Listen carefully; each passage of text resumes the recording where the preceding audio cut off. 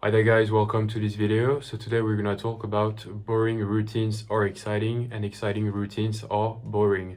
So basically, I know this might not make a lot of sense, but you will understand in a few seconds what I mean by this. So that's a daily video where I try to obviously give you something of value in a pretty short amount of time.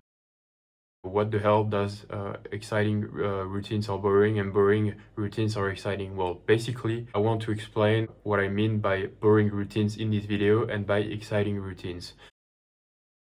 So, to me, boring routines in this video shouldn't be seen as a negative thing, and I will explain why later. But what I mean by boring routines are basically routines that follow the basics, routines that will basically get you results.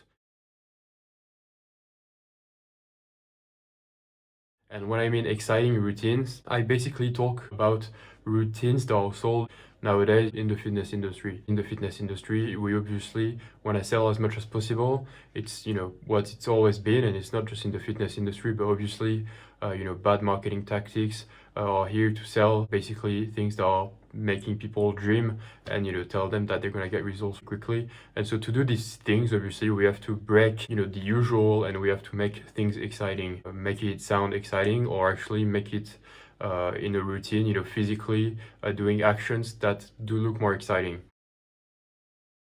So in most routines today, of people who really want to sell stuff in the fitness industry, we're gonna see methods that's are basically not the basics and that we don't really see anywhere. So to do that, people most of the time they rename stuff that already exist, or they're just basically gonna add a bunch of exercises together that simply look cool.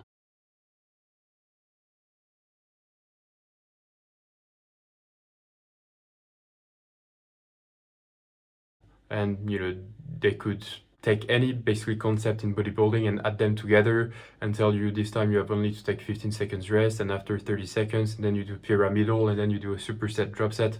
This kind of things basically is what I call exciting routine in the fitness industry right now. So this is what I mean by boring and exciting routine, which doesn't mean that I don't think a boring routine can actually be exciting.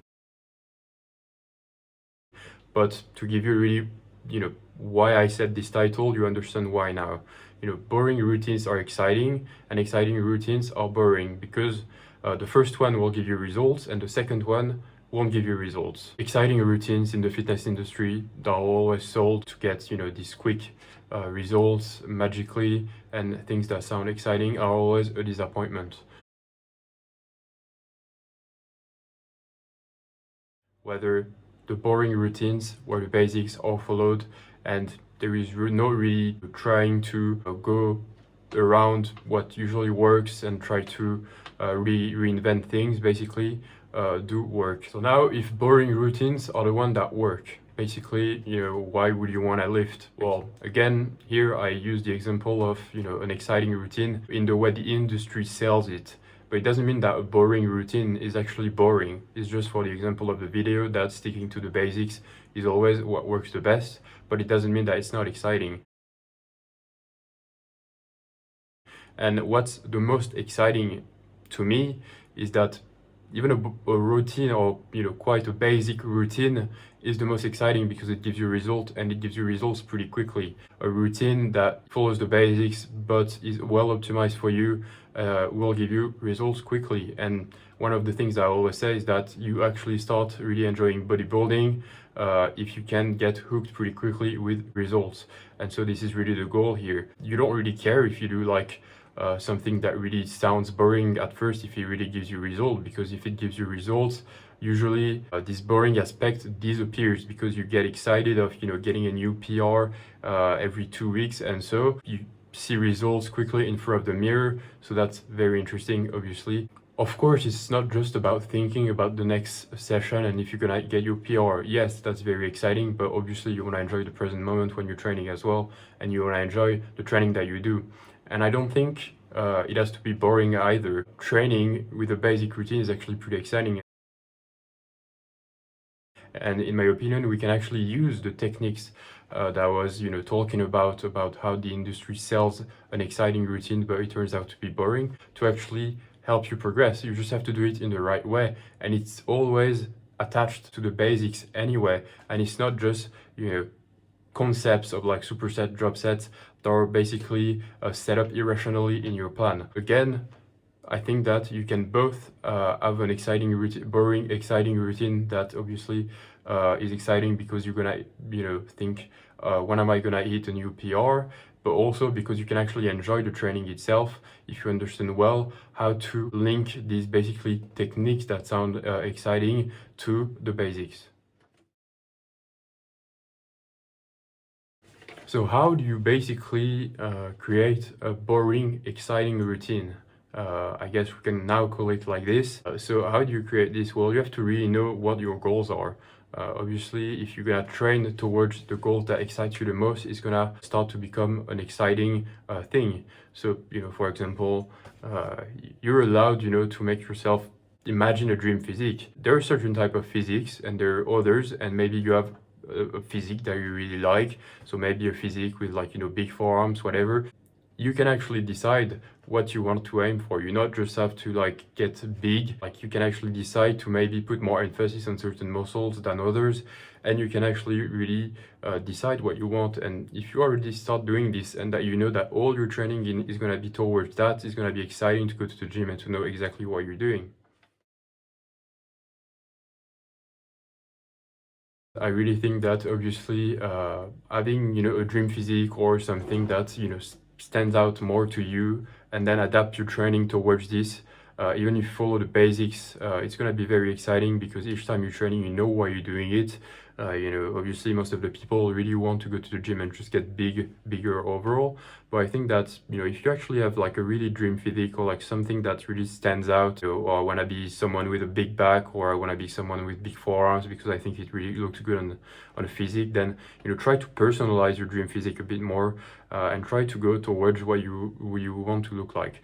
I try to have more precise goals. Second of all, accept sticking to the basics, because now you need to know that the basics will bring you the results the fastest, and not gimmicky concepts that won't bring you results straight away. So basically, I know that this might sound hard at the beginning because you always want to do the fun things, but try to stick to the basics for some weeks and you will realize how much results you actually get, and this will, actually make it exciting, as I said.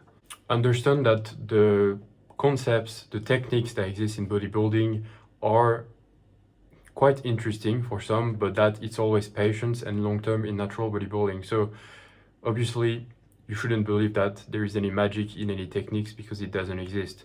So what you have to do is obviously stick to the basics, and if you want to do things that indeed give you a good pump, etc., you still have to use them in a way that you're sure it doesn't go against progression.